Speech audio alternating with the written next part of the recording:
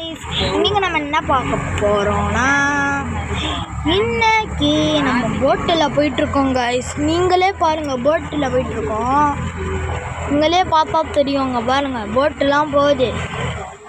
இங்க பாருங்க பின்னாடி கூட பாருங்க போட் தான்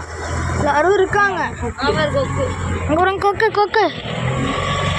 கொக்கு கொக்கு பாத்தீங்களா பாருங்க गाइस